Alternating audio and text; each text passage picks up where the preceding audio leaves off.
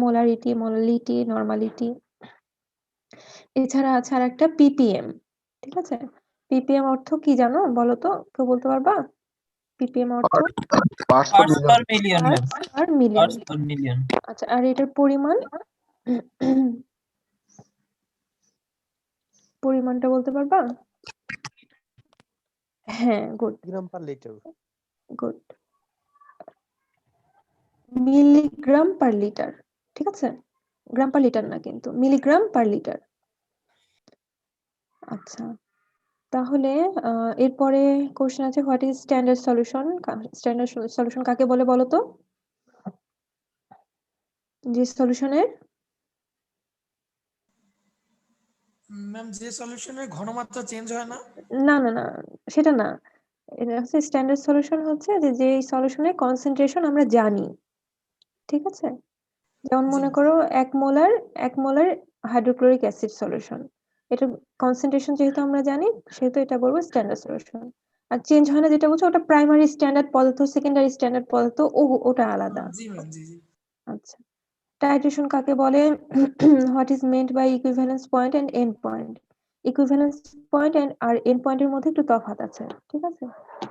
End point কাকে বলে আর equivalent point কাকে বলে, সেটা ইকুইভ্যালেন্স পয়েন্টটা একটু পরে বলছি। এন্ড পয়েন্টটা হচ্ছে প্র্যাকটিক্যাল।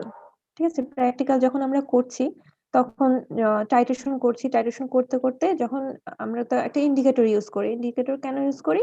যাতে কালার চেঞ্জের মাধ্যমে যে আমাদের রিঅ্যাকশনটা সঠিক বর্ণনাটা পেতে পারি। হ্যাঁ, যে আমরা রিঅ্যাকশনটা কমপ্লিট হয়েছে সেই ধারণাটা আমরা পেতে পারি।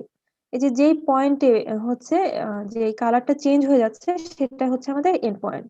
ঠিক আছে? আর ইকুইভ্যালেন্স পয়েন্ট হচ্ছে যে আমরা একটা গ্রাফ আঁকাতে পারি। ঠিক আছে? ভলিউম, এইদিকে হচ্ছে ভলিউম নিতে পারি, আর এদিকে পিএইচ এর যে চেঞ্জ হচ্ছে, মানে এক এক ড্রপ করে আমরা হচ্ছে বুলেট থেকে হয় অ্যাসিড ঢালছি, না হয় বেস ঢালছি। ঠিক আছে? এই যে ভলিউম এড করার জন্য যে পিএইচ এর চেঞ্জটা হচ্ছে, সেই কার্ভটা যদি আমরা আঁকি, একটা জাস্ট এস এর মতো একটা কার্ভ দেখাবে। ওই কার্ভটা কি তোমরা দেখেছো? মনে আছে তোমাদের? পিএইচ ভার্সেস ভলিউম টাইট্রেশনের জন্য টাইট্রেশন কার্ভ মনে আছে? না ম্যাম, ভুলে গেছি।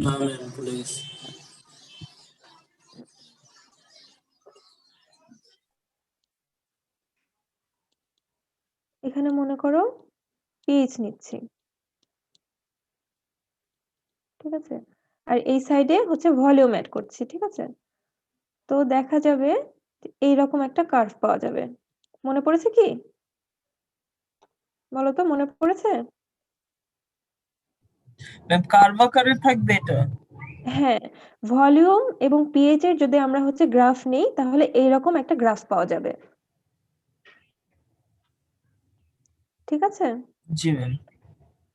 তো এই গ্রাফের থিওরিটিক্যাল পার্ট, এই কথাটা হচ্ছে থিওরিটিক্যাল। এই গ্রাফের যে এই পোর্শনটা আছে, এই পোর্শনটা কিছুটা ভার্টিক্যাল হয়ে যায়।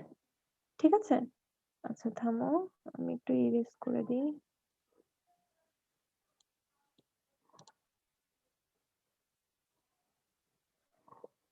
এই পোর্শনটা তো বাঁকা পোর্শন, এই পোর্শনটাও বাঁকা, কিন্তু এই যে মাঝের যে অংশটা, এটা কিছুটা ভার্টিক্যাল।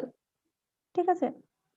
এই ভার্টিক্যাল পোর্শনের যে মধ্যবিন্দু, সেটা হচ্ছে আমাদের theoretical end point. Theoretical end পয়েন্টকেই বলা হবে হচ্ছে ইকুইভ্যালেন্স পয়েন্ট। ঠিক আছে? বুঝতে পেরেছো কথা? ম্যাম এন্ড পয়েন্টে কি পিএইচ এর মান 7 হয়? হ্যাঁ, নিউট্রাল হয়ে যাবে যেহেতু সলিউশন, সেহেতু। ঠিক আছে? আর ইকুইভ্যালেন্স পয়েন্ট এবং এন্ড পয়েন্ট ম্যাম পিএস এর মান কি 14 বেশি হতে পারে না? 14 বেশি, হ্যাঁ হতে পারে। ওই সম্পর্কে হচ্ছে এখন না, মিউট করো। 14 বেশি হতে পারে, সেটা সম্পর্কে এখন আমাদের দরকার নাই। তোমরা ইকুইভ্যালেন্স পয়েন্ট আর এন্ড পয়েন্টের পার্থক্য বুঝতে পারলা? ম্যাম যেগুলো কোয়েশ্চেন অন আগের প্র্যাকটিক্যাল গুলো তো দিছেন, আর আজকে যেগুলো দিছেন এগুলো করলেই তো হবে ম্যাম কুইজের জন্য। আরে বাবা, কুইজের জন্য কি কি পড়বো? এক লাইনে সেরে দিলে তো হয়ে যেত, আর ক্লাসই নিতাম না তাইলে। আচ্ছা, আমার ওয়ার্ড ফাইলটা কই গেল? সৌমিক তুই চুপ থাক। না, চুপ থাকবে না, সবাই কথা বলবে, কোনো সমস্যা নাই। আচ্ছা, তোমরা আমাকে এখন বলো যে ইকুইভ্যালেন্স পয়েন্ট এবং এন্ড পয়েন্টের পার্থক্য বুঝতে পারলা? ইকুইভ্যালেন্স পয়েন্ট আরেকবার বলেন, এক লাইনে বলে দেন। ইকুইভ্যালেন্স পয়েন্টটা হচ্ছে আমাদের থিওরিটিক্যাল, ঠিক আছে? যে থিওরিটিতে আমরা ভলিউম ভার্সেস পিএইচ এই গ্রাফ যদি আঁকাই, এই প্লটটা যদি করি, তাহলে আমরা যে কার্ভটা পাবো সেই কার্ভের যে ভার্টিক্যাল পোর্শনের যে মধ্যবিন্দু সেটাই হচ্ছে আমাদের ইকুইভ্যালেন্ট পয়েন্ট, ঠিক আছে? আর এন্ড পয়েন্টটা হচ্ছে প্র্যাকটিক্যাল করার সময় যখন হচ্ছে যে পয়েন্টে জাস্ট টাইট্রেশনটা কমপ্লিট হচ্ছে বা হচ্ছে ইন্ডিকেটরের কালার চেঞ্জ হয়ে যাচ্ছে, সেই পয়েন্টটা হচ্ছে আমাদের এন্ড পয়েন্ট। ঠিক আছে, বুঝতে পেরেছো? তাহলে কি ম্যাম ওই যে ইকুইভ্যালেন্ট পয়েন্টে কি ম্যাম ওই 70 কি ফিক্স থাকবে পিএইচ এর ক্ষেত্রে? হ্যাঁ, পিএইচ এর ক্ষেত্রে ফিক্স থাকে। এখন ইকুইভ্যালেন্স পয়েন্ট এবং এন্ড পয়েন্টের মধ্যে আরো একটা কি তফাৎ হতে পারে বলো? যে যখন আমরা টাইট্রেশন করছি, ঠিক আছে? 1 ফোঁটা বা 2 ফোঁটা তো আমাদের যে কালার চেঞ্জ, ধরো মনে করো হাফ ফোঁটাতে কালার চেঞ্জ হয়ে যাওয়ার কথা। ধরো হাফ ফোঁটা তোমার কাছে কম পড়লো অথবা বেশি পড়লো, এমনও তো হতে পারে, তাই না? সেজন্য সেটাকে বলা হচ্ছে যে প্র্যাকটিক্যালি আমরা যখন যে এন্ড পয়েন্টটা পাচ্ছি সেটাকে ডিফাইন করা হবে এন্ড পয়েন্ট হিসেবে, ঠিক আছে? আর যখন আমরা হচ্ছে একটা থিওরিটিক্যাল যখন আমরা আলোচনা করব, ভলিউম, আবারও একই কথা বারবার আসছে, ভলিউম ভার্সেস পিএইচ এর যে কার্ভটা আঁকাবো, সেই কার্ভ অনুযায়ী যে এন্ড পয়েন্টটা সেটা হচ্ছে আমাদের ইকুইভ্যালেন্ট পয়েন্ট। এটা হচ্ছে থিওরিটিক্যাল ভ্যালু, এটা হবে একদম এক্সাক্ট ভ্যালু, ঠিক আছে?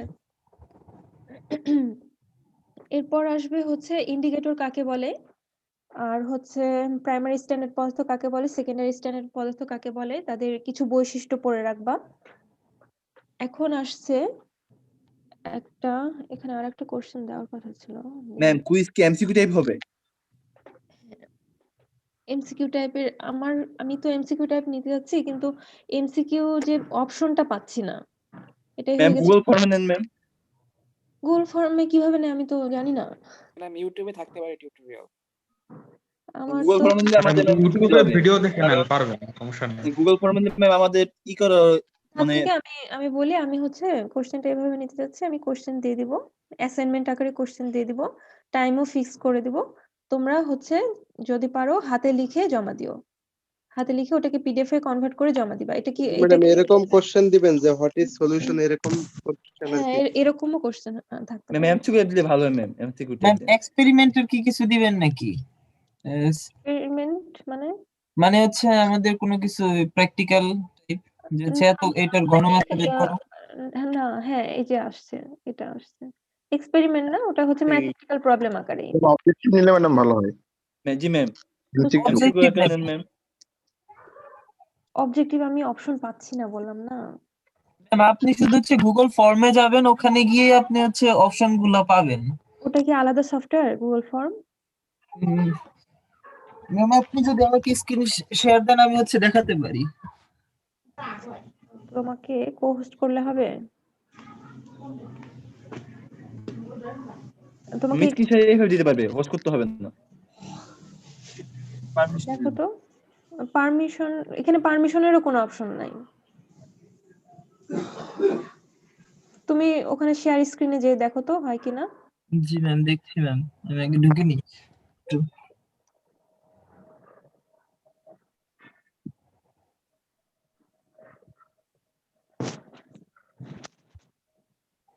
আমি মিলবো না আর। এ হাবিব, কেউ সিরিয়াস না।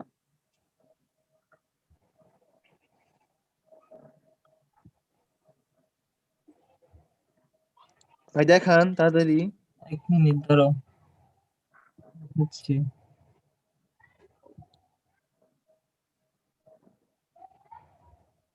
স্ক্রিনশট। ম্যাম দেখা যাচ্ছে? কই? হ্যাঁ, ম্যাম প্রথমে হচ্ছে আমাদের গুগল ফর্ম যেতে হবে, এখানে গুগল তো ফর্ম এসছে।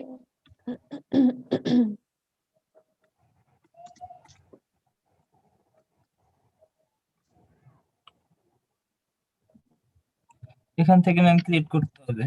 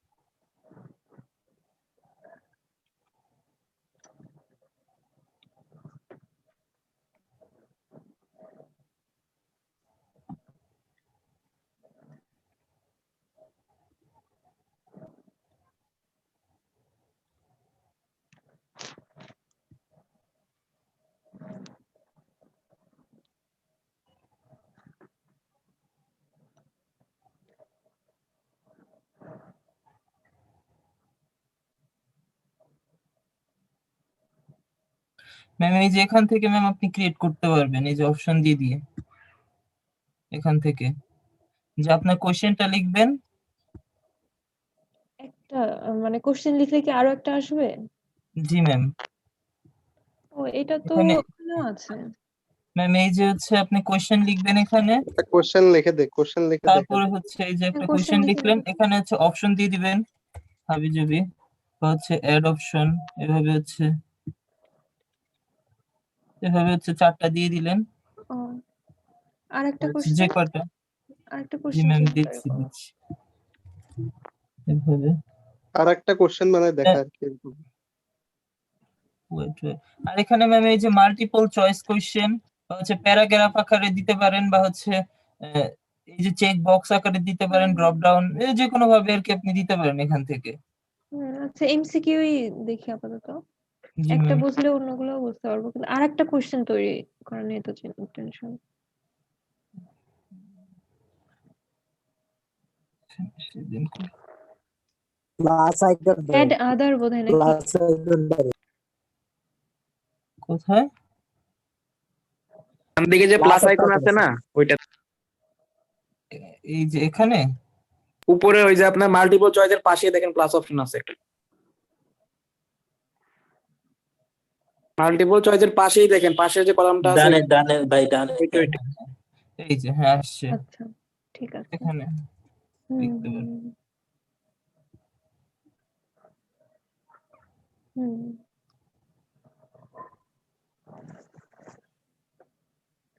এটা তো আচ্ছা ঠিক আছে, বুঝতে পেরেছি। জি ম্যাম। ম্যাম এখন কি শেয়ার অফ করে দিব? হ্যাঁ শেয়ার অফ করে দাও, তোমাকে অনেক অনেক ধন্যবাদ। জি ম্যাম। আচ্ছা আমি আরেকটা জিনিস একটু দেখি।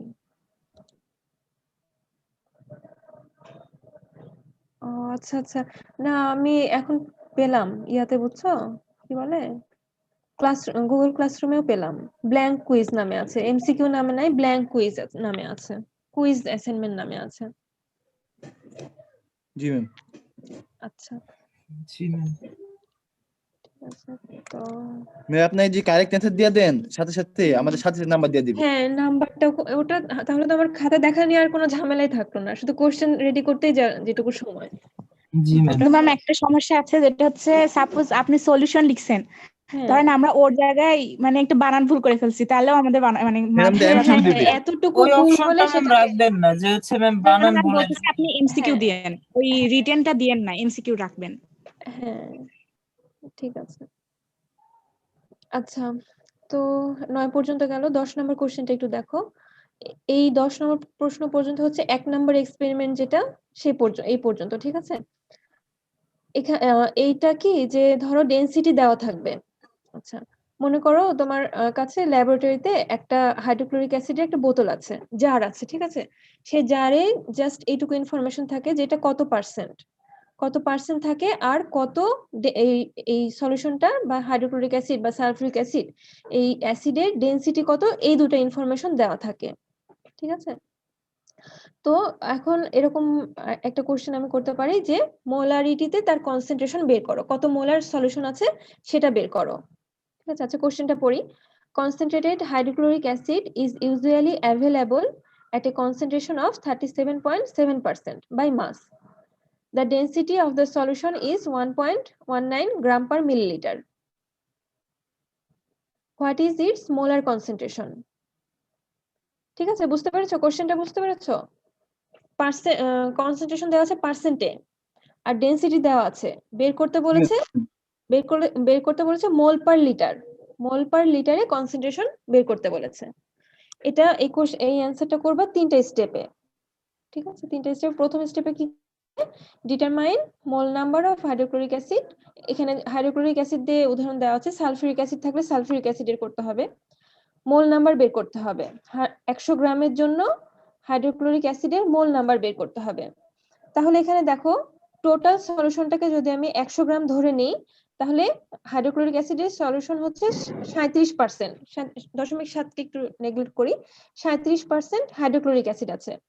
তাহলে 100 গ্রামের মধ্যে HCl কত গ্রাম আছে? 37.7%। 7.7 গ্রাম। 7 গ্রাম, হ্যাঁ গ্রাম, ঠিক আছে। জি ম্যাম। তাহলে আর হাইড্রোক্লোরিক অ্যাসিডের কত, মলিকুলার ওয়েট কত? 36.5। 36.5। তাহলে কত মোল এখানে উপস্থিত আছে সেটা পাওয়া যাবে না? কত গ্রাম ভাগ মোল তার মলিকুলার ওয়েট কি ম্যাম? মোল নাম্বার পাওয়া যাবে স্টেপ 1 এ। তাহলে পাওয়া যাবে। হ্যাঁ, স্টেপ 1 এ তাহলে আমরা মোল নাম্বার পেলাম।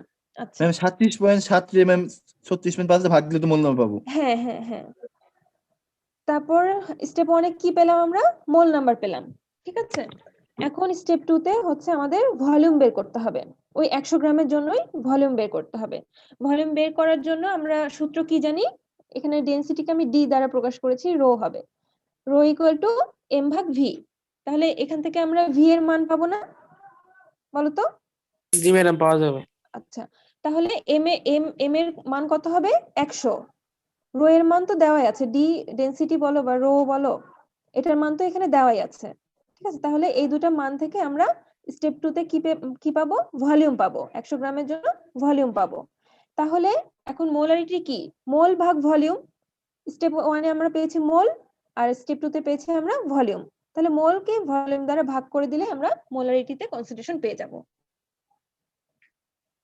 বুঝেছো? এটা হচ্ছে হাইড্রোক্লোরিক অ্যাসিডের জন্য হতে পারে, বা সালফিউরিক অ্যাসিডের জন্য হতে পারে, বা অ্যামোনিয়ার জন্য হতে পারে। এই সব ক্ষেত্রে এভাবে বের করতে হবে, ঠিক আছে। 10 নম্বর কোশ্চেনটা বোঝা গেছে? জি ম্যাম। জি ম্যাডাম বুঝতে পারছি।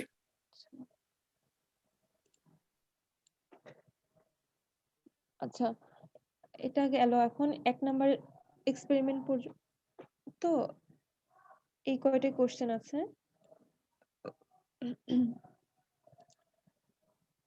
2 নাম্বার এক্সপেরিমেন্টের যে কোশ্চেন গুলা, ওগুলো আমি দিয়ে দিয়েছিলাম, যে লেকচার যখন দিয়েছি তখনই দিয়ে দিয়েছি। জি ম্যাডাম ক্লাস চলাকালীন সময় যেগুলো বলছিলেন ওগুলোই তো। হ্যাঁ হ্যাঁ, আর একবার একটু বলে নিই, লাস্টের দিকে কোশ্চেন গুলো আছে, ঠিক আছে। এই যে যেমন ধরো এটা কি 2 নাম্বার এক্সপেরিমেন্টে কি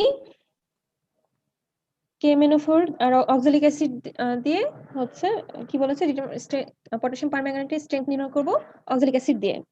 তো আমরা রিঅ্যাকশনটা দেখেছিলাম, যে রিঅ্যাকশনটা ঘটানো হয়েছিল সালফ্রিক অ্যাসিড মিডিয়াতে। তো আমাদের কোশ্চেন এখানে প্রথম কোশ্চেন যে সালফ্রিক অ্যাসিডের বদলে হাইড্রোক্লোরিক অ্যাসিড ব্যবহার করা হয় না কেন, বা হাইড্রোক্লোরিক অ্যাসিড ব্যবহার করলে কি সমস্যা, ঠিক আছে। এই রিঅ্যাকশনটা হবে, এবং এটা হচ্ছে আরো কিছু রিঅ্যাকট্যান্ট ক্লোরাইড আয়নের সাথে যুক্ত হয়ে সেটা হচ্ছে মানে এক্সেস হচ্ছে হবে, কি বলে, ইউটিলাইজড হয়ে যাবে এটা।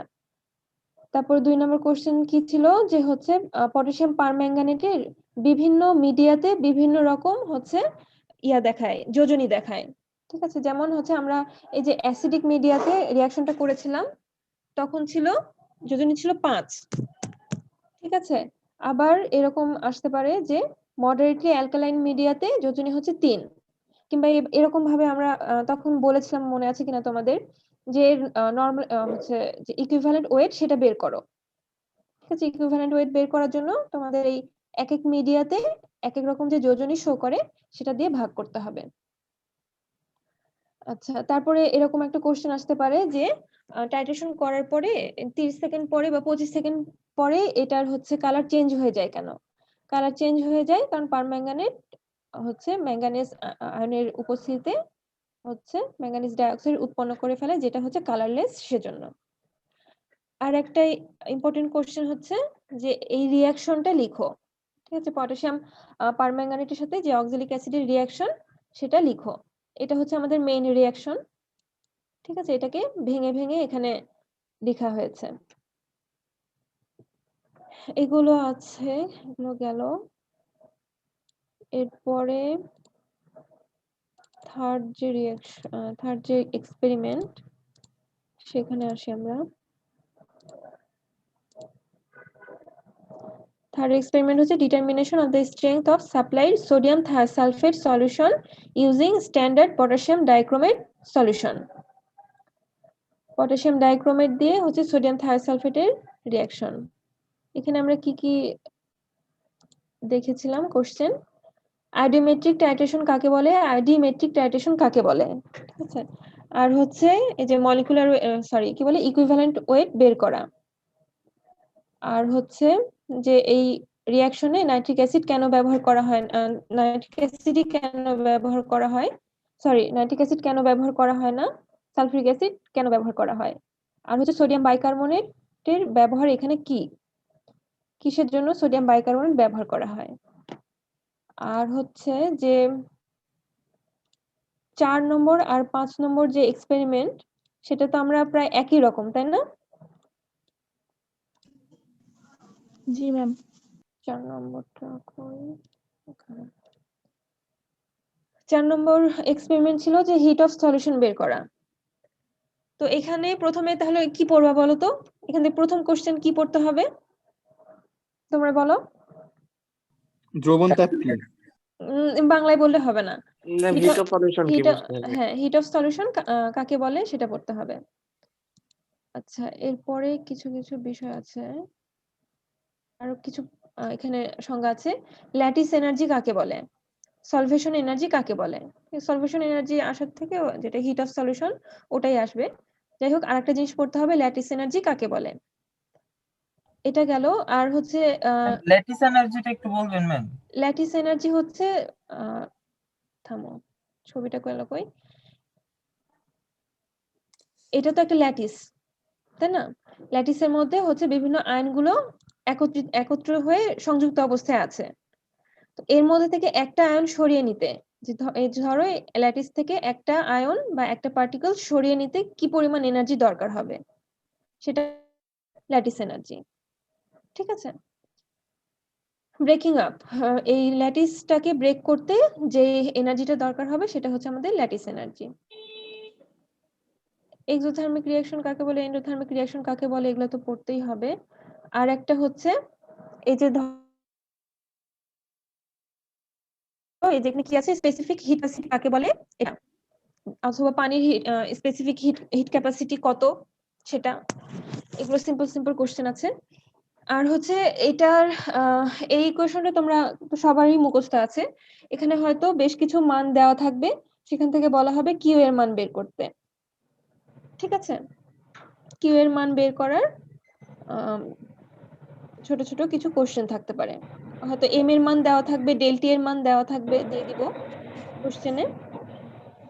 সি এর মান তো আমাদের জানাই, স্পেসিফিক হিট ক্যাপাসিটির মান আমাদের জানা, অতএব কিউ এর মান বের করো, বা হচ্ছে amount of energy released or absorbed in this reaction, এটা বের করতে বলতে পারি।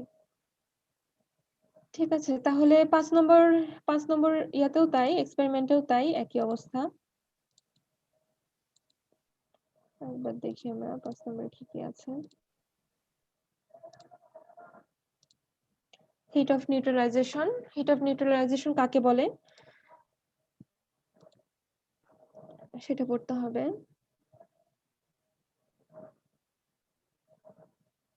ব্যাস এতটুকুই,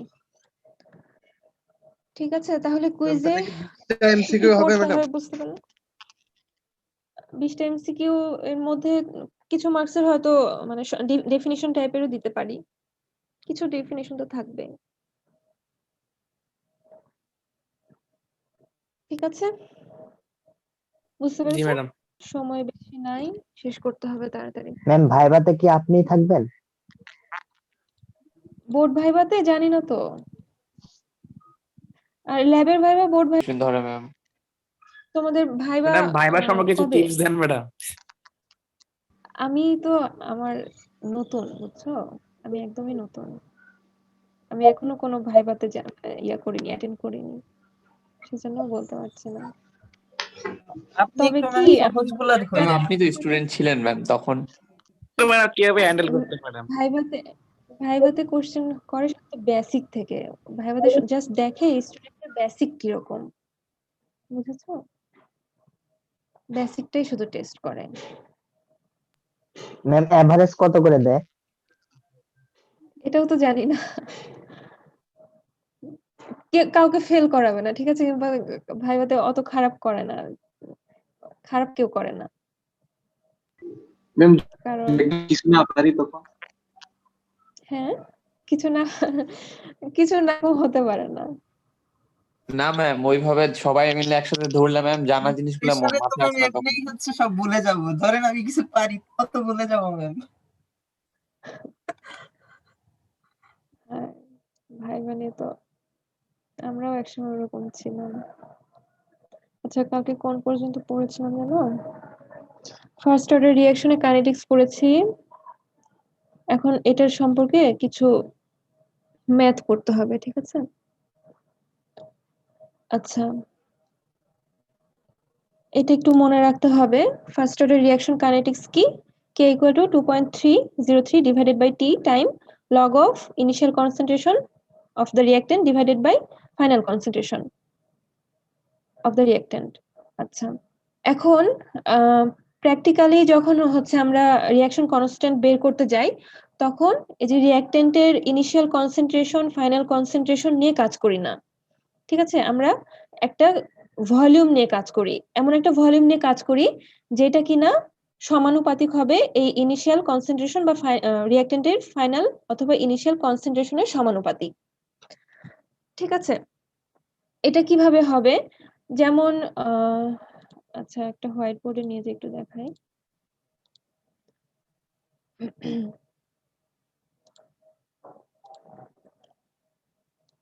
মনে করো KMnO4 এর সাথে একটা ধরে নাও অক্সালিক অ্যাসিডেরই রিঅ্যাকশন করছি, ঠিক আছে? V1 এটা তো লিখলেই পারি আমরা, তাই না? তাহলে আমরা কি জানি?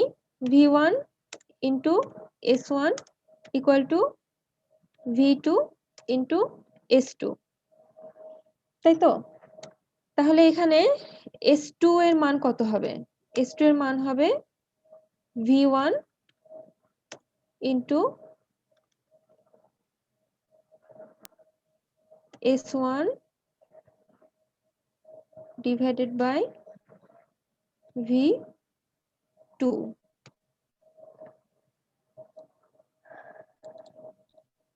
আচ্ছা, V1 S1 টা মনে করো পটাশিয়াম পারম্যাঙ্গানেটের হচ্ছে ভলিউম এবং স্ট্রেংথ, আর এই পাশে হচ্ছে অক্সালিক অ্যাসিডের ভলিউম এবং হচ্ছে এখানে স্ট্রেংথ। যদি আমরা হচ্ছে রিঅ্যাকট্যান্টটা মনে করে নাও অক্সালিক অ্যাসিড, ঠিক আছে? তাহলে এদিকে অক্সালিক অ্যাসিডের স্ট্রেংথ হচ্ছে নির্ভর করবে পটাশিয়াম পারম্যাঙ্গানেটের ভলিউমের উপর, ঠিক আছে? যদি ভলিউম বেশি লাগে তাহলে বুঝবো যে অক্সালিক অ্যাসিডের কনসেন্ট্রেশন বেশি। আর এদিকে পটাশিয়াম পারম্যাঙ্গানেট নিয়ে যদি আমরা হচ্ছে কাজ করি, তাহলে পটাশিয়াম পারম্যাঙ্গানেটের স্ট্রেংথটা সেম থাকছে এবং অক্সালিক অ্যাসিডের ভলিউমও আমাদের হচ্ছে সেম থাকছে, ঠিক আছে? তাহলে এই দুটার মান আমরা কনস্ট্যান্ট ধরতে পারি। কনস্ট্যান্ট হয়ে গেলে তখন আমাদের কি হবে? অক্সালিক অ্যাসিডের কনসেন্ট্রেশন নির্ভর করবে যতটুকু যে ভলিউম হচ্ছে আমরা পটাশিয়াম পারম্যাঙ্গানেট ইউজ করছি বা ইউজ হচ্ছে এখানে, সেটার সমানুপাতিক, ঠিক আছে? এই কথাটা বলার কারণ হচ্ছে আমরা এই যে এখানে যে A বা A-X এগুলো হচ্ছে ঘনমাত্রা বা কনসেন্ট্রেশন, এই কনসেন্ট্রেশন টার্মটা সরাসরি ইউজ না করে আমরা ভলিউম টার্মটা ইউজ করব, ঠিক আছে? এই রিঅ্যাকশনটা একটু পরে আসছি, এই ম্যাথমেটিক্যাল প্রবলেমে একটু পরে আসছি। আমরা প্রথমে এই ম্যাথটা দেখি। মনে করে নিই একটা হচ্ছে হাইড্রোজেন পারঅক্সাইড। এখন একটু কথা বলে নিই, এখানে ল্যাবরেটরিতে কি হয়, হাইড্রোজেন পারঅক্সাইড অনেক একটা বড় বিশাল জারে করে নিয়ে আসা হয়, ঠিক আছে? জারে করে নিয়ে এসে রাখা হলো, সেখান থেকে একটু একটু করে নিয়ে ইউজ করা হচ্ছে। বোতলের মুখ খোলা হচ্ছে, সেখানে হয়তো বাতাস প্রবেশ করছে বা আলোর উপস্থিতিতে এই হাইড্রোজেন পারঅক্সাইড ভেঙে যায়, ভেঙে কি করে ওয়াটারে পরিণত হতে থাকে, ঠিক আছে? তো ল্যাবরেটরিতে যদি আমরা হচ্ছে হাইড্রোজেন পারঅক্সাইড নিয়ে কোনো কাজ এক্সপেরিমেন্ট চালাতে যাই, তখন এই হাইড্রোজেন পারঅক্সাইডেরই প্রত্যেক দিন আমাদের কনসেন্ট্রেশন নির্ণয় করা লাগে, এমনকি যে হচ্ছে এই কয়েক ঘন্টা পরেও এর কনসেন্ট্রেশন চেঞ্জ হয়ে যায়। তো এর কনসেন্ট্রেশন ডিটারমাইন করা হয় হচ্ছে পটাশিয়াম পারম্যাঙ্গানেটের এগেইনস্টে, ঠিক আছে? মনে করো একটা সলিউশন নেওয়া হলো। জলীয় বাষ্পের সাথে বিক্রিয়া করে চেঞ্জ হয়ে যায় নাকি হচ্ছে?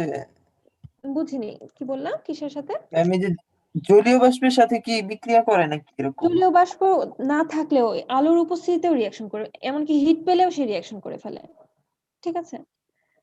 ম্যাম আর হিটের সাথে কি কোনো অক্সিজেন থাকে নাকি? অক্সিজেন না থাকলেও হিটের উপস্থিতিতে ভেঙে যায়। ঠিক আছে, এই অংশটা আচ্ছা। ভেঙে যে এরা হচ্ছে ডিসোসিয়েট হয়ে যায়। তো যাই হোক, আমাদের মেইন কথা হচ্ছে যে এই যে হাইড্রোজেন পারঅক্সাইড আমাদের 1 লিটার ধরে নাও একটা জারে আছে, 1 লিটারই থাকছে, ভলিউম টোটালটা সমানই থাকছে, কিন্তু হাইড্রোজেন পারঅক্সাইড ভেঙে যে পানিতে পরিণত হয়ে যাচ্ছে। এটাই হচ্ছে আমাদের মেইন সমস্যা। তো এখন ওই জারে কতটুকু হাইড্রোজেন পারঅক্সাইড আছে সেটা আমাদের ডিটারমাইন করতে হয়। এই এক্সপেরিমেন্টে কি বলেছে যে এই যে দেখো 10 মিনিট পর পর সে হচ্ছে এইটা টাইট্রেশন করে দেখেছে। ঠিক আছে, টাইট্রেশন করার দরকার হয়নি, এখানে ভলিউম নিয়ে জাস্ট দেখেছে। ভলিউমটা আমরা ক্যালকুলেট করলেই আমরা হচ্ছে এটার কে এর মান পাবো।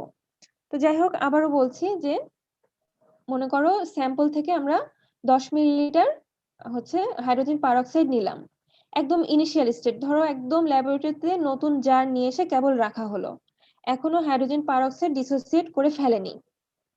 ঠিক আছে, ডিসোসিয়েট করে ফেলেনি, তাহলে টি হচ্ছে টি সমান সমান 0। আর ভলিউম নিয়েছি আমরা 10 ml, 10 ml হচ্ছে কনস্ট্যান্টই থাকবে, একটু আগে যে হচ্ছে ইকুয়েশনটা দেখেছিলাম সেখানে। আর এই রিঅ্যাকশনটা করা হয় হচ্ছে সালফিউরিক অ্যাসিডের উপস্থিতিতে। যাই হোক, এটা আমাদের আর এই বিষয়টা নিয়ে আমাদের আর মাথা ঘামাতে হবে না। আমরা আসি এই পোরশনটাতে।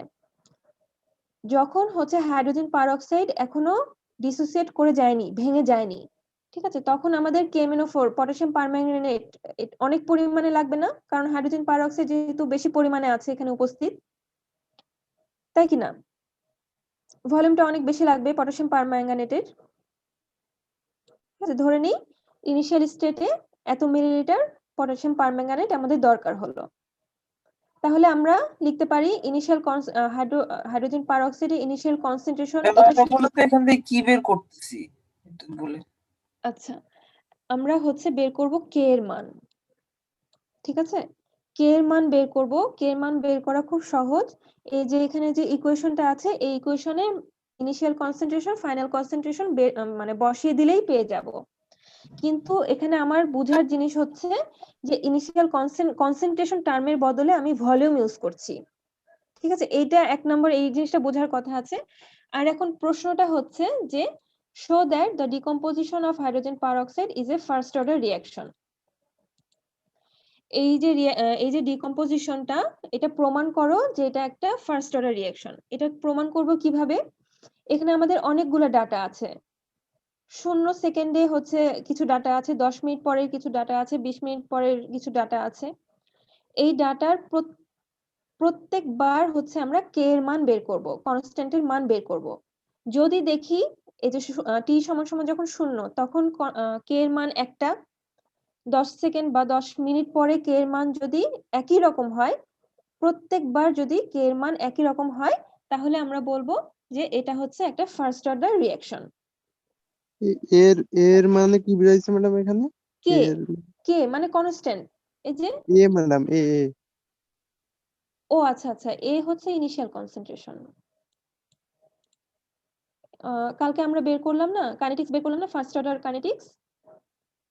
এই যে দেখো, ফার্স্ট অর্ডার কাইনেটিক্সে এখানে ইনিশিয়াল কনসেন্ট্রেশন ধরে নেওয়া হয়েছিল এ, ফাইনাল কনসেন্ট্রেশন বলা হলো যে এক্স পরিমাণ ডিসোসিয়েট হয়ে গেছে, অতএব ফাইনাল কনসেন্ট্রেশন হচ্ছে a - x। ঠিক আছে, মনে পড়েছে? জি ম্যাম। তাহলে আমাদের ইকুয়েশনটা কি? k = 2.303 divided by t log of initial concentration of reactant divided by final concentration of the reactant. k এর মান যেহেতু কনস্ট্যান্ট, তাহলে বিভিন্ন সময়ে আমরা যদি আলাদা আলাদা ভাবে k এর মান বের করি, ফার্স্ট অর্ডার রিঅ্যাকশনের ক্ষেত্রে ওই একই রিঅ্যাকশনের ক্ষেত্রে k এর মান সবগুলো সমান হবে। ঠিক আছে, তাহলে এখানে আমাদের 3টা ডাটা দেওয়া আছে, তিন সেটের ডাটা দেওয়া আছে, 0 সেকেন্ডে, 10 মিনিট পরে, আবার হচ্ছে 20 মিনিট পরে। তাহলে আমরা হোয়াইট বোর্ডে যেটা দেখলাম যে পটাশিয়াম পারম্যাঙ্গানেটের ভলিউম সমানুপাতিক হবে হাইড্রোজেন পারঅক্সাইডের কনসেন্ট্রেশনের সমানুপাতিক। তাহলে এখানে আমরা ইনিশিয়াল রিঅ্যাক্টেন্ট বা হাইড্রোজেন পারঅক্সাইডের যে ইনিশিয়াল হচ্ছে কনসেন্ট্রেশনের বদলে আমরা লিখতে পারবো হচ্ছে 23.8। ঠিক আছে, এটা গেল। তাহলে 10 মিনিট পরে কাইনেটিক্স কত, কাইনেটিক্সটা কি হবে বা কে এর মান কি হবে সেটা বের করব। 10 মিনিট পরে আমাদের হচ্ছে ফাইনাল কনসেন্ট্রেশন কত হবে, 14.7। তাহলে এখানে আমরা বসিয়ে দিই 2.303 ডিভাইডেড বাই 10, টাইম হচ্ছে 10 minute, log of initial divided by final সমান সমান কত বের হয়েছে, 0.05 বা 0.04। এটা 10 মিনিটের জন্য পেলাম আমরা। এখন আমরা হচ্ছে 20 মিনিটের জন্য এই কে এর মান বের করব। 20 মিনিটের জন্য 20 মিনিটের পরে হচ্ছে কে এর মান যখন আমরা বের করি একই রকম মান পাওয়া যায় বা 0.048। তাহলে আমরা তাহলে যেহেতু দেখা যাচ্ছে যে কে এর মান এই সূত্র দিয়ে কে এর মান 10 মিনিট পর বা 20 মিনিট পর কনস্ট্যান্ট থাকছে, সেহেতু এই রিঅ্যাকশনটা একটা ফার্স্ট অর্ডার রিঅ্যাকশন। ঠিক আছে, বুঝতে পেরেছো? জি ম্যাম। ম্যাম আলাদা মান আসলে ওটা সেকেন্ড অর্ডার? না, আলাদা মান আসলে প্রমাণ হবে যে এটা ফার্স্ট অর্ডার রিঅ্যাকশন না।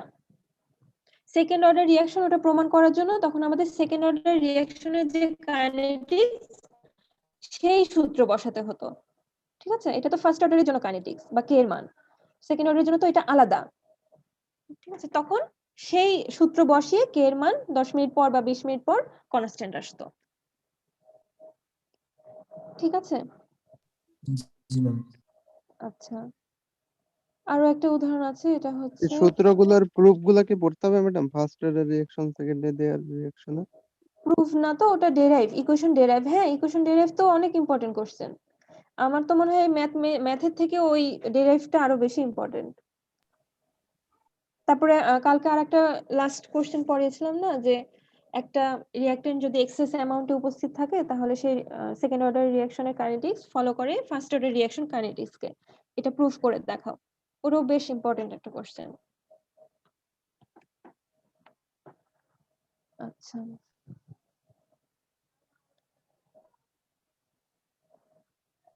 এখানে একটু ঠান্ডা মাথায় একটু বুঝতে হবে। ঠিক আছে, এখন আরেকটা উদাহরণ আসছে, ইথাইল অ্যাসিটেটের হাইড্রোলাইসিস বা এস্টারের হাইড্রোলাইসিস। এস্টার হাইড্রোলাইসিস করে আমরা হচ্ছে ইয়া পাই, কার্বক্সিলিক অ্যাসিড পাই। ঠিক আছে, কার্বক্সিলিক অ্যাসিড এবং অ্যালকোহল পাই। তো যাই হোক, অ্যাসিড যেহেতু পাওয়া যায় সেহেতু এটার কনসেন্ট্রেশনের উপর এটার কনসেন্ট্রেশন টার্মটা ডিপেন্ড করবে। এখন এটার নিয়ে যে এটা রিলেটেড যে কোশ্চেনটা, সেটা প্রথমে কোশ্চেনটা পড়ি। The following data was obtained on hydrolysis of methyl acetate at 25 degrees Celsius in 0.35 normal hydrochloric acid. Establish that it is a first order reaction. এটা যে ফার্স্ট অর্ডার রিঅ্যাকশন সেটা প্রুফ করো। 0 সেকেন্ড পর আচ্ছা এখানে কি হয়েছে, এই যে আমরা হচ্ছে এস্টারকে হচ্ছে হাইড্রোলাইসিস করছি, হাইড্রোলাইসিস করে আমরা একটা অর্গানিক অ্যাসিড পাচ্ছি। ঠিক আছে, তো কতটুকু আমাদের হচ্ছে অ্যাসিড উৎপন্ন হচ্ছে সেটা আমরা বের করতে পারবো একটা অ্যালকালির উপস্থিতিতে, অ্যালকালির এগেইনস্টে টাইট্রেশন করে। ঠিক আছে, এই জন্য এখানে এই টার্মটা ইউজ করা হয়েছে, মিলিলিটার অ্যালকালি ইউজড। ঠিক আছে, তো 0 সেকেন্ডে আমাদের হচ্ছে এত মিলিলিটার অ্যালকালি লেগেছে। ঠিক আছে, একদম ইনিশিয়াল স্টেটে আমাদের এতখানি অ্যালকালি লেগেছে। এতখানি অ্যালকালি লেগেছে কেন? এই যে এই রিঅ্যাকশনটা ঘটানো হয় অ্যাসিডের উপস্থিতিতে। ঠিক, এই যে এখানে যেমন বলেছে দেখো, এত নরমাল হাইড্রোক্লোরিক অ্যাসিড এখানে উপস্থিত ছিলই। টি যখন 0 তখন তো কোনো অ্যাসিটিক অ্যাসিড বা কার্বক্সিলিক অ্যাসিড কোনো উৎপন্ন হয়নি, তাই না? কোনো অর্গানিক অ্যাসিড উৎপন্ন হয়নি। তাহলে এখানে যে অ্যালকালিটুকু লেগেছে, এই অ্যালকালিটুকু লেগেছে কার জন্য? এই যে হাইড্রোক্লোরিক অ্যাসিড উপস্থিত ছিল সেটার জন্য। ঠিক আছে, তাহলে এখানে যে 24 মিলিলিটার আমাদের অ্যালকালি দরকার পড়লো, সেখানে কোনো অর্গানিক অ্যাসিডের উপস্থিতি নাই।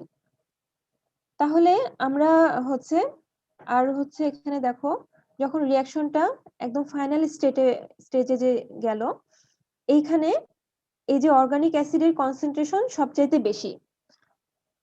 সবচাইতে বেশি কেন? কারণ হচ্ছে রিয়াকশনটা কমপ্লিট হয়ে গেছে এই সময়ে বা ফাইনাল টাইমে কার্বক্সিলিক অ্যাসিড কমপ্লিটলি পরিণত হয়েছে, অর্থাৎ এখানে কার্বক্সিলিক অ্যাসিডের পরিমাণ হবে সবচাইতে বেশি বা কনসেন্ট্রেশন হবে সবচাইতে বেশি, সেজন্য এখানে অ্যালকালির পরিমাণও লেগেছে বেশি। ঠিক আছে, তাহলে এখানে যে অ্যালকালিটুকু লেগেছে এটা কার কার জন্য দরকার হয়েছে? এই যে এখানে যে অর্গানিক অ্যাসিড উৎপন্ন হয়েছে সেটার জন্য, প্লাস হচ্ছে হাইড্রোক্লোরিক অ্যাসিডের উপস্থিতি আছে সেটার জন্য।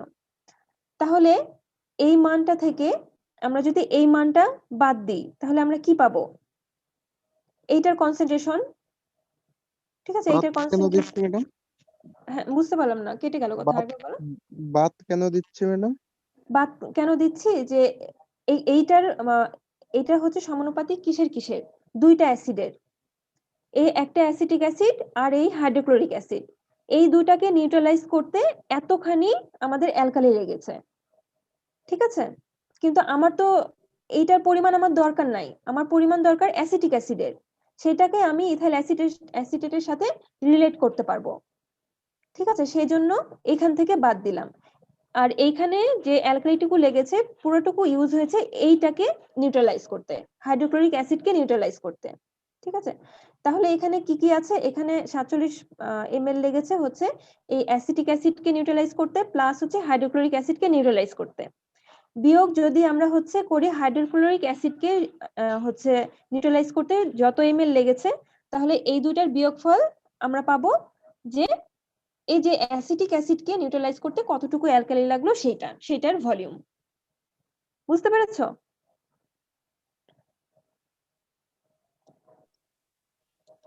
দেখো, বুঝতে পেরেছো কথা?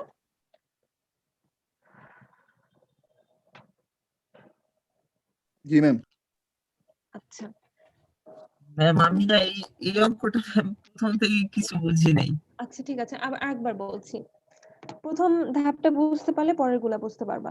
এখানে আমি আরেকবার কথাটা বলে নিই যে কে এর মান যখন বের করছি এগুলো তেমন ইম্পর্টেন্ট না। এই যে ইম্পর্টেন্ট হচ্ছে যে এর মানের বদলে আমরা কি মান বসাবো সেটাই হচ্ছে আমাদের মূল বিষয়। কোশ্চেনটা আরেকবার পড়ছি। এখানে একটা রিয়াকশন দেখা যাচ্ছে, এটা হচ্ছে একটা ফার্স্ট অর্ডার রিয়াকশন। রিয়াকশনে কি হচ্ছে? এটা একটা অ্যাস্টার। ফার্স্ট অর্ডার রিঅ্যাকশন এটা একটু বলেন না কিভাবে আসছে? ফার্স্ট অর্ডার রিয়াকশন হচ্ছে যে রিয়াকশনের রেট নির্ভর করবে বা সমানুপাতিক হবে একটা রিয়েক্টেন্টের ঘনমাত্রার উপর। ঠিক আছে, বা কনসেন্ট্রেশন টার্মের যে কনসেন্ট্রেশন টার্মটা কি, যে থার্ড ব্র্যাকেট দিয়ে এটার কনসেন্ট্রেশন আছে না, তার পাওয়ার হচ্ছে 1। ঠিক আছে, আবার এটা হচ্ছে সিউডো ফার্স্ট অর্ডার। সিউডো অর্থ হচ্ছে ধরো যে লুকায়িত বা কিছুটা অন্যরকম। কিরকম? যে হচ্ছে এখানে তো দুইটা রিঅ্যাক্টেন্ট আছে, আমরা সেহেতু এভাবে দেখে সরাসরি দেখে আমরা বলতে পারি এটা তো সেকেন্ড অর্ডার রিঅ্যাকশন হওয়ার কথা, কিন্তু না, ওয়াটার এখানে এক্সেস পরিমাণে উপস্থিত থাকার জন্য এটা হয়ে যাবে ফার্স্ট অর্ডার রিঅ্যাকশন। ঠিক আছে, তো পানির কনসেন্ট্রেশন আমাদের এখানে নেগলেক্ট করা হবে। এই রিঅ্যাকশনটাতে মেইন যে রিঅ্যাকশন সেই রিঅ্যাকশনটা হচ্ছে যে এস্টার থেকে কার্বক্সিলিক অ্যাসিড উৎপন্ন হয়। ঠিক আছে, সাথে আরো কিছু উৎপন্ন হয়, এগুলো আমরা হচ্ছে আপাতত বাদ দিই। অ্যাসিটিক অ্যাসিডটাকে আমরা টাইট্রেশন করে বের করতে পারবো, মানটা আমরা বের করতে পারবো। ঠিক আছে, সেজন্য আমরা মানে হচ্ছে ফোকাস করছি এই অ্যাসিটিক অ্যাসিডের উপর বা কার্বক্সিলিক অ্যাসিডের উপর। এস্টার হচ্ছে হাইড্রোলাইসিস হয়ে কার্বক্সিলিক অ্যাসিড উৎপন্ন করে। এই যে প্রক্রিয়াটা বা এই যে রিঅ্যাকশন সেই রিঅ্যাকশনটা ঘটবে হচ্ছে একটা অ্যাসিডের উপস্থিতিতে। ঠিক আছে, এটা হচ্ছে সেই হাইড্রোক্লোরিক অ্যাসিড। হাইড্রোক্লোরিক অ্যাসিডের উপস্থিতিতে এস্টার কার্বক্সিলিক অ্যাসিড উৎপন্ন করে। এখন এখান থেকে প্রশ্ন বলেছে যে কিছু সময় পর পর হচ্ছে এই অ্যাসিডটাকে টাইট্রেশন করা হয়েছে। এবং যত ভলিউম অ্যালকালি লেগেছে সেটার মান দেওয়া আছে। কোশ্চেন হচ্ছে প্রমাণ করো যে এই রিঅ্যাকশনটা একটা ফার্স্ট অর্ডার রিঅ্যাকশন। তো এখানে প্রথমে আমরা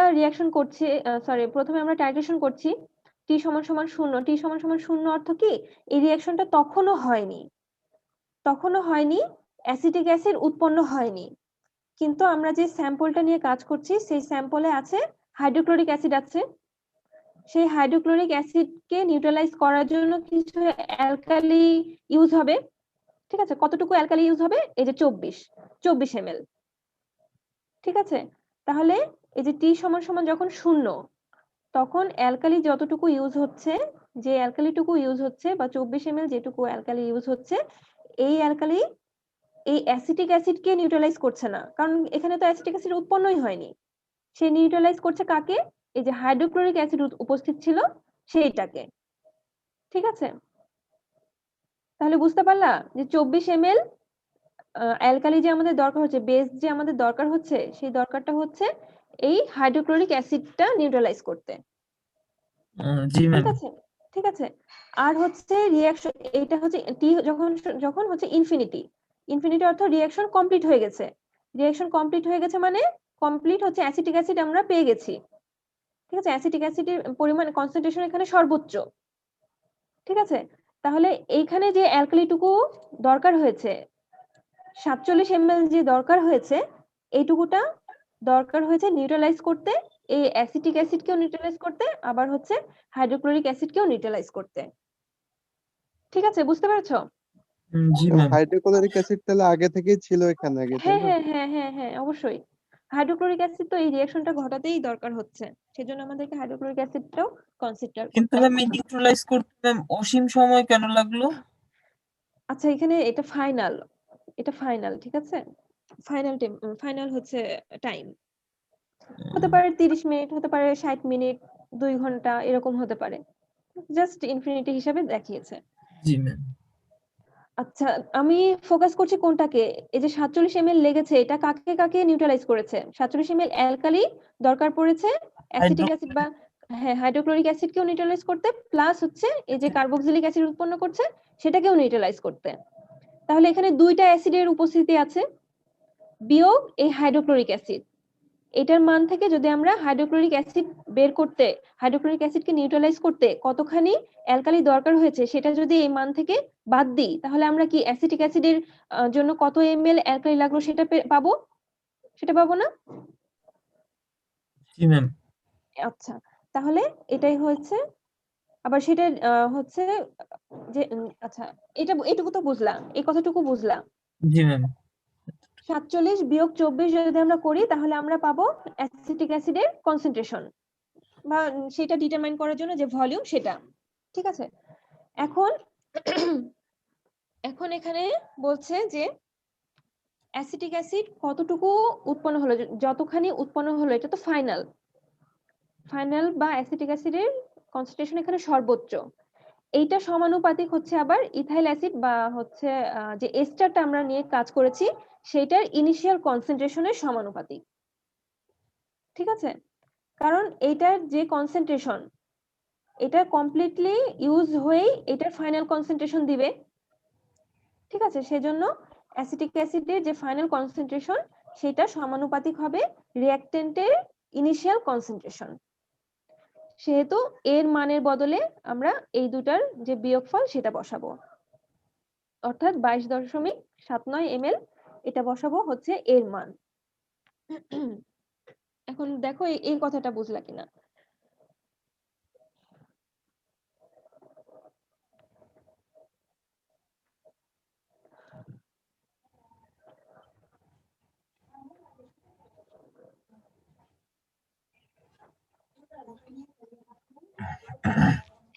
ঠিক আছে, জি ম্যাম। আচ্ছা। আর এখানে মাঝখানের যে ডাটাগুলো দেওয়া আছে সেটা, এটা কত সেকেন্ডে, 4500 সেকেন্ডের জন্য দেওয়া আছে। তাহলে ফাইনাল থেকে আমরা এটা এখানে যেহেতু বিয়োগ করে এর মান পেয়েছি, তাহলে a - x এটার মানও পাবো হচ্ছে আমরা ইনিশিয়াল বিয়োগ 4500 সেকেন্ডে কত মিলিলিটার অ্যালকালি লেগেছে সেটার বিয়োগফল, একইভাবে এটার বিয়োগফল। ঠিক আছে, তাহলে 4500 সেকেন্ডে আমরা কে এর মান বের করলাম এটা। তারপরে আবার হচ্ছে 7140 সেকেন্ডে কে এর মান বের করব। মান বের করে দেখা যাবে যে দুইটা মান প্রায় সমান, অতএব আমরা এই বলে কনক্লুশন করতে পারি যে এই রিঅ্যাকশনটা হচ্ছে একটা ফার্স্ট অর্ডার রিঅ্যাকশন। ঠিক আছে, এরপরে আসবো আমরা সেকেন্ড অর্ডার রিঅ্যাকশনের কাইনেটিক্স এর আগে বের করেছি। সেকেন্ড অর্ডার রিঅ্যাকশন কাইনেটিক্স হচ্ছে, দেখো এর আগে আমরা ইথাইল অ্যাসিটেটকে বা অ্যাস্টারকে পানি দিয়ে হচ্ছে হাইড্রোলাইসিস করেছি, তখন সেটা হয়েছে ফার্স্ট অর্ডার, কিন্তু সোডিয়াম হাইড্রোক্সাইড যখন ইউজ করছি হচ্ছে সেকেন্ড অর্ডার রিঅ্যাকশন কাইনেটিক্স। এখানে যে কে এর মান বের করা বা সেকেন্ড অর্ডার কাইনেটিক্স ফলো করছে এই রিঅ্যাকশনটা, সেটা প্রমাণ করা একই রকম। প্রথম অঙ্কগুলো বুঝলে এটাও বুঝবা। থার্ড অর্ডার রিঅ্যাকশন কাইনেটিক্স বের করতে পারবা। ইউনিট বের করা খুবই সহজ, জাস্ট যে ইকুয়েশন আমরা পেয়েছি সেখানে মান বসিয়ে দিব, কনসেন্ট্রেশনের মান এবং সময়ের মান বসিয়ে দিলে বা ইউনিট বসিয়ে দিলে আমরা পাবো। এখন আমরা মেইন যে বিষয়টাতে আসছি সেটা হচ্ছে half life. Half life of a reactant আর half life of a reaction. এটা কাকে বলে?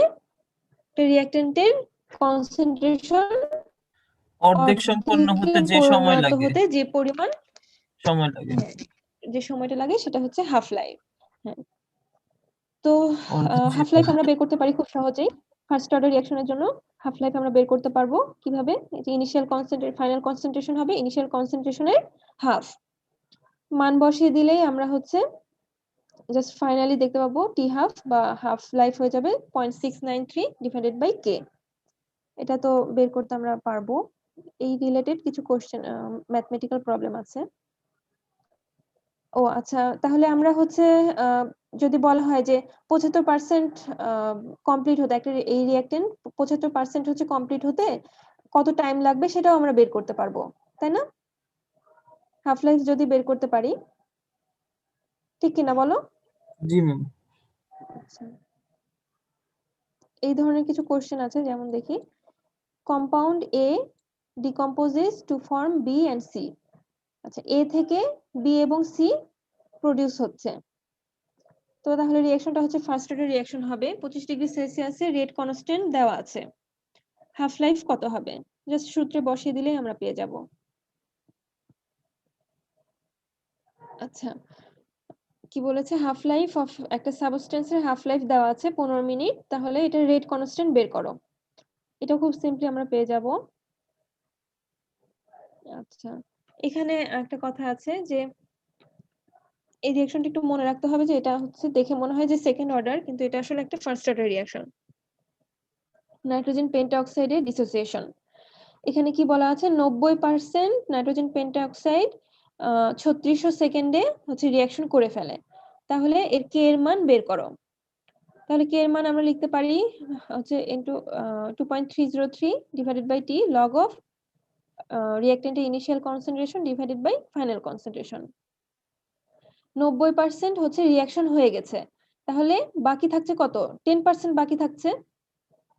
ঠিক আছে, তাহলে ইনিশিয়াল কনসেন্ট্রেশন আর হচ্ছে ফাইনাল কনসেন্ট্রেশন হবে ইনিশিয়াল কনসেন্ট্রেশন ভাগ 10। তাহলে মানগুলো বসিয়ে দিলেই আমরা কে এর মান পেয়ে যাব।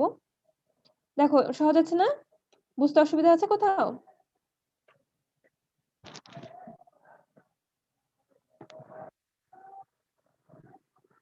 বুঝতে অসুবিধা আছে? প্রবলেম আছে কোনো? না ma'am.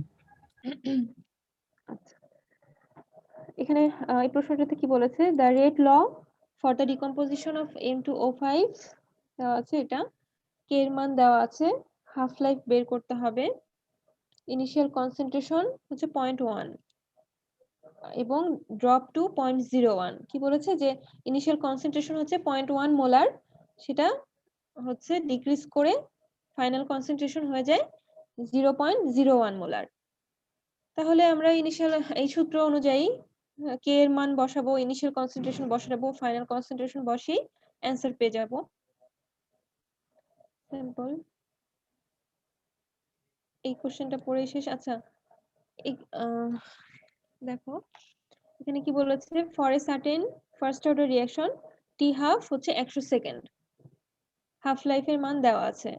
How long will it take for the reaction to be completed 75%। 50% complete হতে 100 সেকেন্ড দরকার হয়, তাহলে 75% কমপ্লিট হতে কত সময় লাগবে সেটা বের করতে বলেছে। তো যেহেতু টি হাফ দেওয়া আছে, তো এই রিঅ্যাকশনের কনস্ট্যান্টটা আমরা বের করে নিতে পারবো এই সূত্র থেকে।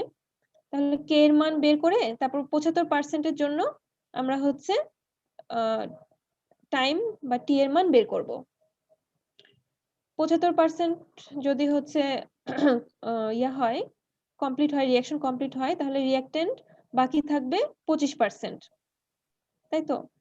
তাহলে উপরে হবে 1, যদি ইনিশিয়াল কনসেন্ট্রেশন যদি আমরা ধরি 1, তাহলে 25% মানে 1/4, ফাইনাল কনসেন্ট্রেশন হবে 1/4।